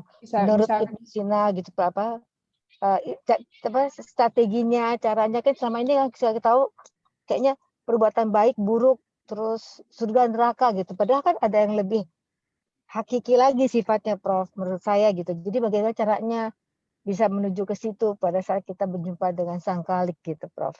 Ya, baik. Terima kasih, Bu Deli. Terima kasih, Prof. Baik, terima kasih Bu Deli pertanyaannya. Tadi sempat disinggung bahwa cara untuk mendapatkan kebahagiaan hakiki, Allah jah hakikiyah atau Allah jah akliyah, kebahagiaan akliyah yang tertinggi itu tidak bisa lepas dari dua hal. Pertama itu niat dari diri, saya mau menempuh jalan ini. Nah, ketika ya kalau dalam istilah perguruan tinggi itu daftar dulu lah ya. Dan kita udah daftar, udah irodah, itu disebut dengan salik penempuh jalan spiritual. Itu kalau kita udah daftar, kita udah niat gitu. Itu baru satu tahapan. Nah, kemudian setelah kita irodah, niat, daftar gitu ya. Komitmen di dalam diri bahwa saya akan atau hendak menempuh jalan spiritual, maka jalan kedua adalah kita harus melakukan dua gerakan. Pertama ya tadi gerakan itu disebut dengan riyadhah, latihan secara kontinu, latihan secara terus-menerus. Dan itu dibagi dua, gerakan yang bersifat teoretis, yang kedua gerakan yang secara praktis. Mungkin secara sederhananya yang secara praktis itu kita rajin sholat dengan khusyuk, rajin berbuat baik, rajin puasa, itu dan lain sebagainya. Kemudian kalau gerakan yang teoretis, yaitu memaksimalkan potensi akal. Makanya dalam konsep akalnya Ibnu Sina, puncak dari potensi akal, aktualisasi akal adalah bertemunya akal manusia dengan akal ke-10. Dan itu disebut dengan akal mustafad. Udah terhubung. Nah, setiap nabi, setiap wali, atau setiap orang terpilih adalah mereka yang sudah menyempurnakan akalnya, yang udah sempurna akalnya, dan terhubung dengan akal ke-10. Akal ke-10 dalam sistem filsafat Islam adalah Jibril. Dan ketika udah ada connectivity antara akal kita dengan akal Jibril, maka setiap pengetahuan Jibril adalah pengetahuan kita. Makanya dalam konsep kenabian, Nabi bisa menerawang, Nabi bisa mengetahui sesuatu yang lampau dan sesuatu yang sekarang dan sesuatu yang akan terjadi. Karena apa? Pengetahuan Nabi adalah pengetahuan Jibril. Jibril tahu apa, Nabi pun tahu itu. Gitu. Nah itu. Kemudian ketika dua gerakan tadi, yaitu gerakan praktis dan gerakan teoritis sudah maksimal, Ibnu Sina itu ingin hendak tidak seperti sufi-sufi lainnya. Gimana sufi-sufi lainnya? Sufi-sufi lainnya ketika sudah bertemu dengan Tuhan, sudah menyatu dengan Tuhan, dia lupa kembali. Dia selalu ekstase, dia selalu membuat kontroversial.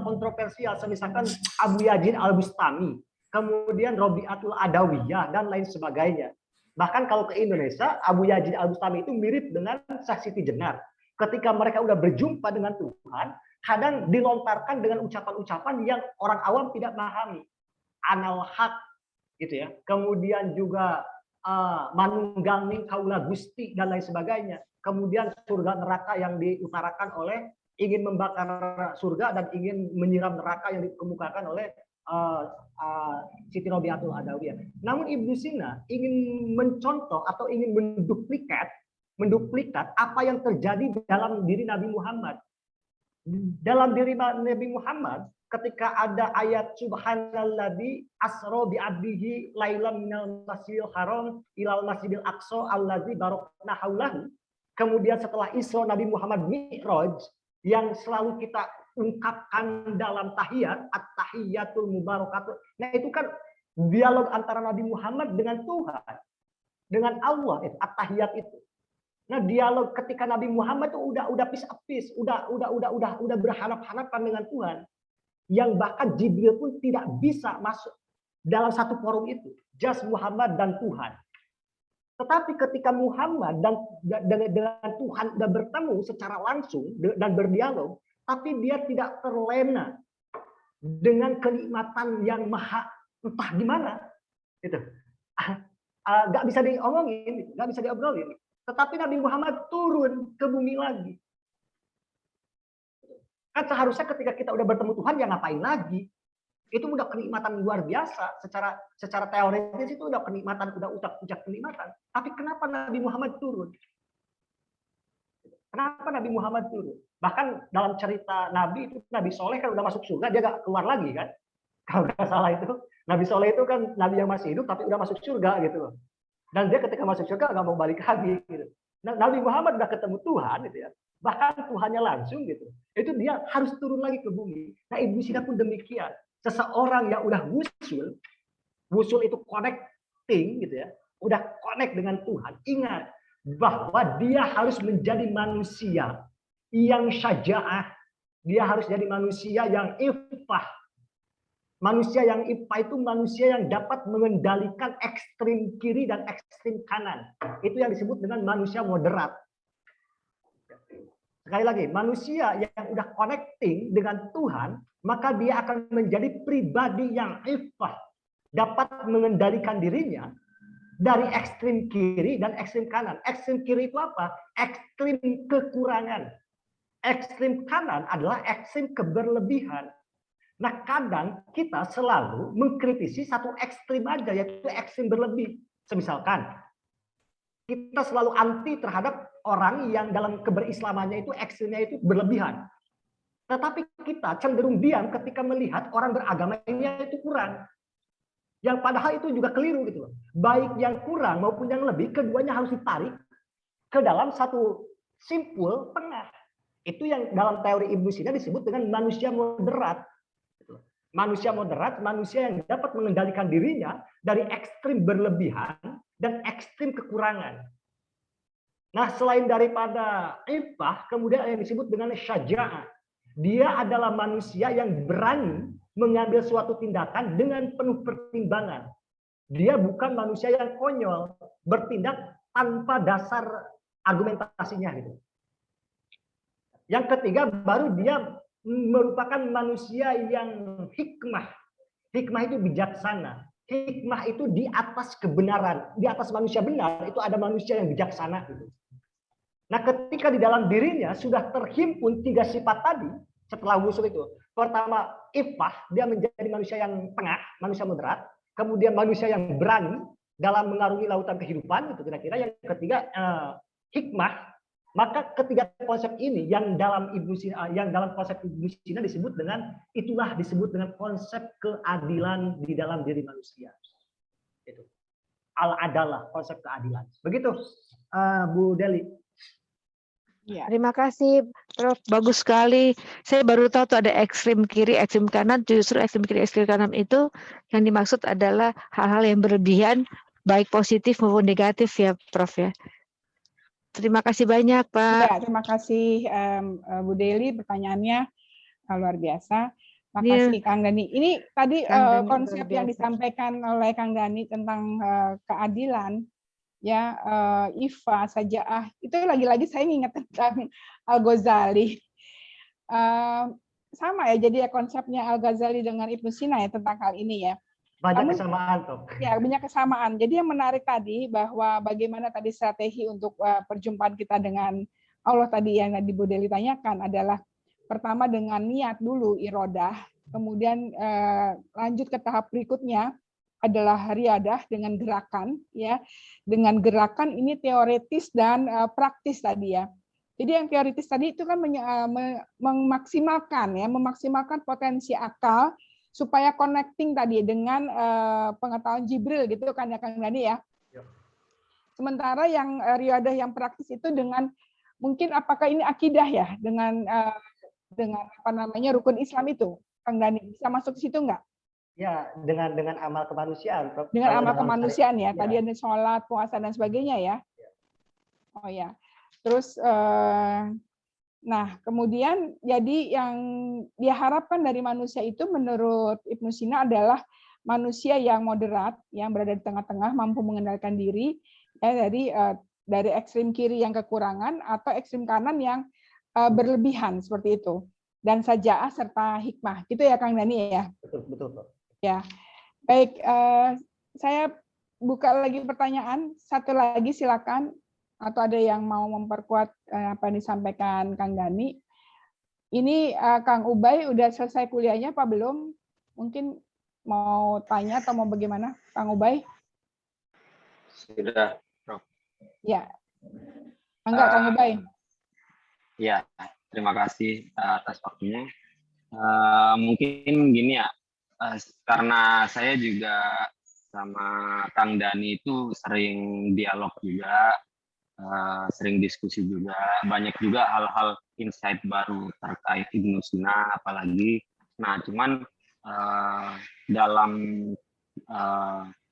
begitu banyak konsep yang dipaparkan oleh Kang Dani itu, saya juga akhirnya teringat salah satu konsep di mana akhir atau bisa dikatakan akhir dari perjalanan konsep tasawufnya Ibnu Sina itu adalah kebahagiaan. Saya ingat banget Kang Dani juga sering menyampaikan itu ke saya. Nah, mungkin saya pengen dengar lagi gitu loh, karena banyak ingatan yang mulai mengudar dari Kang Dani tentang akhir dari konsep cinta, terus keadalahnya hingga bermuara ke kebahagiaan. Mungkin itu bisa dipaparkan juga Kang Dani. Ya, baik. Terima kasih Kang Ubay. Jadi diingatkan nih Kang Dani bahwa akhir dari perjalanan tasawuf Ibnu Sina adalah kebahagiaan. Tadi kita sudah berbicara mengenai adalah keadilan, dan minggu depan kan Kang Dani mau bicara tentang kesedihan ya. Betul. Jadi Ibnu Sina itu ya dari yang sisi ekstrim kanan kiri ya, kebahagiaan dan kesedihan gitu. Dan kira-kira mungkin kalau kebahagiaan bagaimana bisa mengikuti apa hal-hal yang disampaikan sesuai dengan on the track dengan Allah gitu. Kalau bisa kesedihan mungkin kalau itu manusia tidak mengikuti. Kira-kira bisa simpulkan demikian nggak? Ya, izin Prof. Bahwa penelitian saya itu kan fokus dalam dua kitabnya Ibnu Sina. Pertama itu Fi Mahyatul Aish. Yang kedua itu Fi Mahyatul Aish itu artinya esensi cinta, ya. Esensi cinta atau tentang hakikat cinta. Secara literal ini kitab sudah diterjemahkan oleh kawan saya dari Jogja namanya MS Arifin. Di saat yang bersamaan saya meneliti, di saat yang bersamaan beliau menerbitkan buku terjemahan gitu ya.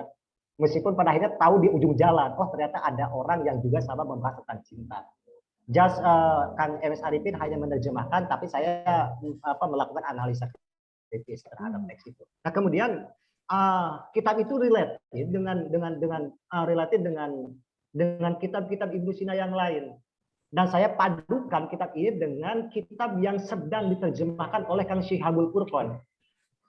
Bahwa Kang Syihabul Furqon sedang menerjemahkan kitab Isyarah wa Tanbihatnya Ibu Sina 4 jilid. Pertama logika, yang kedua itu fisika, yang ketiga metafisika, dan yang keempat adalah tasawuf. Nah, saya mencoba untuk mengcombine, meskipun Kang Syihabul Furqon baru di tahapan kitab yang kedua, tapi saya udah menganalisa kitab yang keempat ini dan related dengan konsep cinta ini. Pertanyaan dari Bu Deli tadi bahwa apakah yang dimaksud dengan gerakan praktis untuk dapat menyempurnakan jiwa adalah semisal syariat, gitu ya, semisal rukun Islam, gitu. Yes. Saya menemukan risalah Ibnu Sina tentang Nahiyatus Sholat, tentang esensi dari sholat, juga demikian cara menyampaikannya Ibnu Sina, related dengan konsep cinta, related dengan konsep kebahagiaan. Nah, termasuk kitab-kitab tadi, Nahiyatul Huzan, related dengan konsep kebahagiaan, related dengan konsep cinta. Kemudian ada Al-Khauf Minal Maut, related dengan, semua itu terkoneksi. Muncul tadi saya ingin mencoba untuk menebak pertanyaan Prof. Kenapa ini sama persis dengan pemikiran dari Al-Ghazali ya? Mungkin Prof ingin memunculkan pertanyaan. Emang Al-Ghazali gak tahu konsep ini dari Ibnu Sina kok sampai mengkafirkan gitu kira-kira kan? Dan mungkin saya berasumsi begini bahwa resort yang didapatkan oleh Al-Ghazali mungkin tidak seberuntung saya yang bisa mengakses via internet gitu ya. Udah ada digitalisasi kitab mana di perpustakaan mana gitu ya. Kemudian saya download dan sebagainya. Mungkin Al-Ghazali yang sampai ke tangan Al-Ghazali mungkin hanya Asyifa, An-Najah, Qanun Firtib dan lain sebagainya. Nah itu kitab-kitab yang memang syarat dengan pemikiran Ibnu Sina yang paripatetik, syarat dengan pemikiran fisika, logika gitu ya, yang beraliran ke Aristoteles gitu ya. Mungkin memang karena ini kitab-kitab yang cenderung tasawuf oleh Ibnu Sina ditulis di masa-masa akhir Ibnu Sina, yang entah gitu ya, yang entah sampai atau tidak ke tangan Al-Ghazali. Makanya tadi bahwa pemahaman seperti ini bakal ditemukan juga di Ihya Ulumuddin. Pemahaman seperti ini ditemukan juga di Miskatul Anwar. Pemahaman seperti ini juga ditemukan di kitab lainnya gitu. Itu sangat relatif gitu. Yang dalam konsep apakah ada semacam copy paste menurut wallahu a'lam itu. Saya belum meneliti ke sana. Cuma saya berhusnudzon belum sampai aja ke Al-Ghazali belum baca kitab ini gitu. Kalau saya berpikiran bukan belum baca, tapi kan tadi dengan posisinya dia sebagai orang yang penting dalam satu institusi dan di mana rezim saat itu sangat memeriksa ini tadi kafir atau tidak seseorang dan dia harus mengikuti selera penguasa, mungkin itu menyebabkan dia akhirnya harus mengikuti apa yang digariskan oleh kekuasaan. Dan namun pada satu titik dia mungkin jengah ya, jadi dia muak atau apa istilahnya dari istilah kita sekarang, kemudian dia berhenti dan dia mengembara hilang. Namun setelah waktu dia balik tadi ya, dia sudah mengatakan tadi kebutuhan dasar yang hilang itu adalah cinta, Al-Ghazali. Jadi apa tadi disampaikan sore ini oleh Kang Dhani, saya kok ngerasa ngeplek banget pikirannya Imam Ghazali dengan Ibnu Sina. Ya, saya nggak mau bilang Al-Ghazali itu plagiat ya, tetapi sebagian besar mungkin pikiran Al-Ghazali banyak dipengaruhi Ibnu Sina, seperti itu. Ya, sebagian besar. Ya, jadi yang Ulumuddin tadi, kemudian kimia kebahagiaan ya, kimia sajadah ya. Kimia saadah. Kimia saadah gitu ya, itu terutama itu gitu jadinya. Ya kita nggak bicara, tapi sebagai orang yang Kang Dhani, sebagai orang yang selama 10 tahun ya dari S1, S2 dan sekarang masuk S3, terus mendalami Ibnu Sina, jadi bisa melihat nanti dan juga mencari konfrontasi ya pemikirannya dengan Al-Ghazali, itu mungkin pada satu titik bisa melihat bagaimana apakah justru Imam Al-Ghazali itu adalah fans beratnya Ibnu Sina gitu. Lawan imajiner. Ya, sepertinya. Baik, Prof, boleh tanya, Prof? Silakan Profesor. Terima kasih. Bismillahirrahmanirrahim. Assalamualaikum warahmatullahi wabarakatuh. Waalaikumsalam. Mas Dhani, saya dari awal terkesimak mendengar penjelasannya, meskipun saya belum banyak membaca bukunya. Saya boleh tahu sudah berapa buku yang dibaca satu? Bukankah kita perlu juga membaca buku yang kontra baik terhadap Ibnu Sina maupun terhadap Al-Ghazali gitu. Kadang-kadang kontra itu bisa positif, bisa negatif ya. Kita mengenal filosof sebelum 100 tahun yang lalu. Setiap seseorang menuliskan buku, dia counter dengan buku berikutnya.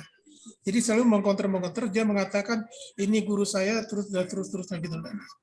Mungkin dari situ bisa berbeda nanti apa yang Mas Dhani kemukakan begitu ya. Saya terus terang saja belum dapat memahami secara utuh ya. Saya tetap berkeinginan kita juga harus membaca, ada orang-orang yang kita tidak menggunakan kata-kata antipati gitu ya, mengcounter satu tulisan atau pendapat karena orang yang tidak lahir pada masanya, pada zamannya gitu. Apalagi kalau bisa mendapatkan buku aslinya gitu loh ya, buku aslinya. Jadi bukan saduran gitu ya.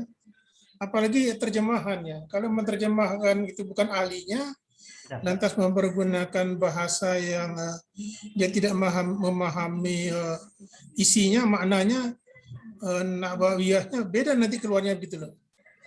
Ya, ini saya kira menarik, tapi saya ingin mendengar Mas Dhani ini bicara berapa buku yang dibaca yang mengcounter ya, pendapat Ibnu Sina dengan pendapat. Kenapa saya bisa bertanya begitu? Karena ketika saya mengikuti banyak diskus dengan ulama-ulama, ya, ulama-ulama karena kebetulan saya juga adalah aktif di pengurus MUI gitu ya, kok agak sedikit berbeda, tapi tidak berani saya mengatakan berbeda yang gradual ya, karena saya belum baca bukunya. Terima kasih. Ya, monggo Kang Dhani. Menarik nih. Terima kasih Prof. Ripai. Nah ini yang saya tunggu itu, bahwa saya mengimajinasikan forum sore ini adalah ujian terbuka saya, diuji oleh profesor. Karena saya waktu ujian tesis ini, saya tambah dikit ya. Saya tambah dikit. Ketika orang mengajar di kelas, berbeda ketika dia mengajar menggunakan buku orang lain. Itu dia menggunakan katanya ya. Tapi kalau dia belajar mengajar menggunakan buku sendiri. Saya tipe yang tidak suka mengajar menggunakan buku orang lain. Jadi kalau ada permintaan saya untuk mengajar suatu mata pelajaran, saya tunggu dulu. Saya akan mengajar buku yang saya punya. Karena ketika saya menulis buku itu, ruhnya masuk menurut saya gitu. Apa yang seutuhnya. Sama dengan Gus Dur mengatakan, katakannya aja pernah lihat nggak? Pernah baca nggak gitu loh. Nah, gitulah. Sehingga kalau yang menggunakan buku orang lain itu saya menganggap itu adoling, asosiasi dosen keliling. Jadi ditawari mata pelajaran apapun dia siap. Padahal secara ruh dia nggak menguasai gitu loh.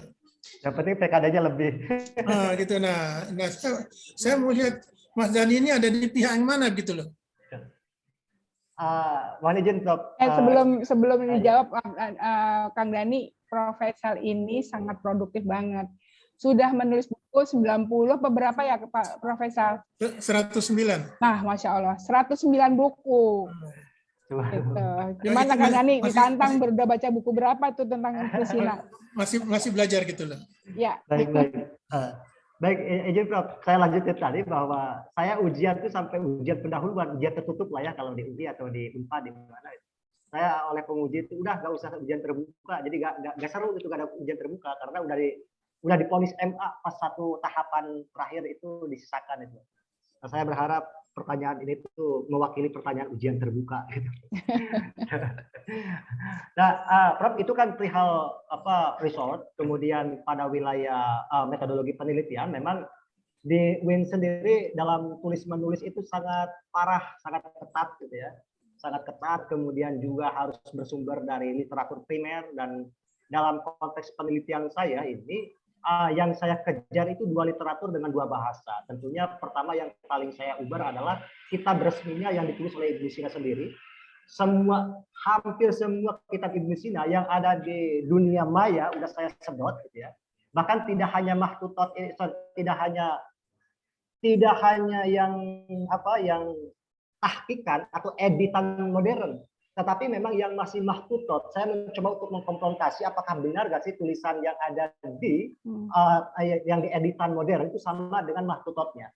Pernah suatu kejadian antara mahtutot, kan kalau edisi modern itu banyak versi tergantung penerbitnya. Nah, saya mendapatkan 3 penerbit tentang buku cinta ini, dan saya memiliki mahtutot tulisan tangan abad ke-12, gitu ya. Kemudian ada satu bahwa kitab ini merupakan permintaan dari salah satu muridnya, dan di satu kitab disebut Al-Ma'sumi, gitu ya, yang di satu kitab disebut Al-Maksumi. Nah, saya bingung Al-Maksumi atau Maksumi, gitu ya. Sedangkan di mahtutotnya, di tulisan tangan abad ke-12 itu agak-agak buram begitu hasil scanannya itu. Kemudian saya lempar ke kawan saya yang ada di Jogja, gitu ya, tolong pastikan ini Al-Maksumi atau Maksumi atau ini yang satunya lagi. Kemudian dia validasi bahwa yang dimaksud ini adalah Al-Maksumi. Nah, itu kitab-kitab resminya sampai saya uber sampai ke literatur yang mahtutotnya, ya, mahtutot dalam dalam naskah literatur. Kemudian juga apakah saya terlalu pro terhadap Ibnu Sina? Jujur dalam penelitian tesis saya, kekurangan saya itu terlalu cinta banget ke Ibnu Sina, bahkan mengabaikan kritik yang hadir dari para pembaca Barat. Misalkan di Barat itu ada tokoh yang namanya itu Gutas. Gutas itu nulis buku tebal, The Tradition of Aristotelian, gitu ya, Avicenna. Jadi dia nulis tentang tradisi Aristoteles yang dibawa oleh Ibnu Sina. Bahwa Gutas menyebutkan Ibnu Sina seorang pemabuk, gitu. Dia drink a cup wine, gitu. Jadi dia meminum secangkir sering minum kalau malam itu. Jadi Ibnu Sina ketika dia mendapatkan kesulitan dalam suatu permasalahan, dia pergi ke masjid, sholat sunat, kemudian balik ke rumah dan meminum wine, kata Gutas. Kemudian ketika saya cek di kitab yang ditulis oleh Abu Ubay al-Juzani, gitu kira-kira, yang dimaksud di terjemahan Inggris a drinking of wine, gitu, itu ternyata dalam bahasa Arabnya cuma syarab, just drinking, hanya minum. Kalau itu. Tapi kenapa orang Barat mengartikan itu sebagai meminum wine, gitu ya? Mungkin kalau dalam istilah Indonesia itu minum yuk, gitu. Seolah-olah udah ada makna simantik dalam pikiran kita bahwa yang dimaksud dengan syarab adalah tapi itu diterjemahkan meminum wine. Nah, memang Prof, saya entah berapa ratus gitu ya literatur yang saya gunakan, baik itu buku resmi ataupun artikel-artikel yang related dengan penelitian saya, tapi yang pastinya sangat banyak, Prof. Begitu, Prof, pertanyaan, Prof. Ya, baik. Mudah-mudahan udah kejawab ya, Prof. Faisal ya. Saya tambah dikit lagi. Mestinya Mas Dhani ini kan penelitian kualitatif ya. Kualitatif, Prof. Ya, karena pengalaman saya di 10 tahun kebetulan di Malaysia itu negara persemakmuran itu lebih cenderung penelitian kualitatifnya. Indonesia kuantitatif karena cari mudahnya segitu loh. Konsekuensi perbedaan prinsip antara kualitatif dengan kuantitatif. Kualitatif itu pasti textbooknya sangat banyak. Ya, kalau kuantitatif cari mudah saja, itu akan menggunakan satu alat untuk menghitung sehingga mereka menyimpulkan. Negara-negara persemakmuran tidak, ya mereka lebih cenderung kualitatif sehingga textbooknya lebih banyak mempergunakan jurnal ketimbang buku gitu. Nah, di Indonesia terbalik. Jadi buku lebih banyak, jurnal itu hanya sekedar pendamping. Oh iya, pernah ada yang meneliti gitu ya. Oke, itu saja. Baik, terima kasih, Prof. Ini ilmu bermanfaat. Ya, jadi berarti ini tantangan ya, Kang Dhani, untuk baca banyak jurnal juga sampai buku-buku teksnya ya, untuk lebih bagusnya disertasinya. Ya, baik, waktunya sudah mendekati azan maghrib. Kita ini luar biasa pertemuan kita pada sore hari ini. Ya, mudah-mudahan kita semakin mengenal baik dengan pemikiran Ibnu Sina ya.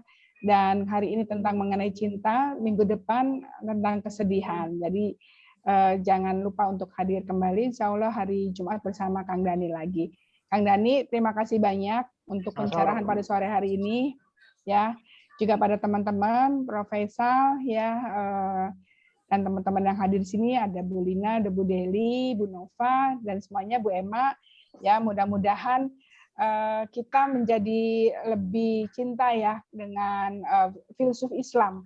Ya, tadi kan Kang Dhani dalam awal sudah mengatakan bahwa kita nih baru tahun 80 berkenalan dengan filsafat Islam. yang dibawa oleh Prof. Harun Nasution yang kemudian juga dikembangkan oleh Nurholis Majid ya. Nah, nanti untuk berikutnya mungkin 1 dekade ke depan kita akan mengenal 3 poros ya, para filsuf muda. Di sini ada Kang Dhani dari Ciputat, Kang Furkon yang ada di Sumedang, dan Mas Arifin yang ada di Jogja. Nah, ini yang 3 Musketeers ya, para filsuf muda. Terima kasih banyak sekali lagi Kang Dhani dan semuanya. Mohon maaf jika ada kekurangan di dalam membawakannya. Wabillahi taufiq wal hidayah. Wassalamualaikum warahmatullahi wabarakatuh. Saya kembalikan kepada Bu Dewi. Terima kasih, Prof. Waalaikumsalam warahmatullahi wabarakatuh. Alhamdulillah. Profesor, sudah lama ya. Kita tidak ketemu lagi ngaji online. Mudah-mudahan selanjutnya bisa ikut lagi ya, Prof. Sehat selalu. Amin, insyaallah. Pak Ibu, kita foto dulu ya, berarsip bahwa hari ini kita sudah ikut ngaji online. Silakan. Pak Dhani, Mbak Dewi, Bu Reni, sehat terus. Alhamdulillah. Amin. Kangen loh sama Profesor, baru muncul lagi. Silahkan yang videonya belum dibuka, silakan untuk dibuka. Iya, nah kalau begini kelihatan ya, Prof. Reni. Bu Santi dari Jogja, mana Bu Santi ya? Aduh, lupa disebut Bu Santi. Ini pejabat ini BPN nih Bu Santi. Ada Bu Nora, mantan kepala BPN Jawa Tengah. Silakan Bu. Ya. Ada Bu Nora sponsor saya itu. Oh iya Bu Nova. Kita coba ya, 1, sebentar ini masih ada ini. 1, 2, 3. Sekali lagi. 1, 2, 3. Alhamdulillahirabbil alamin. Sampai ketemu lagi teman-teman ya. Assalamualaikum warahmatullahi wabarakatuh. Sukses Mas Adi ya. Terima kasih Prof.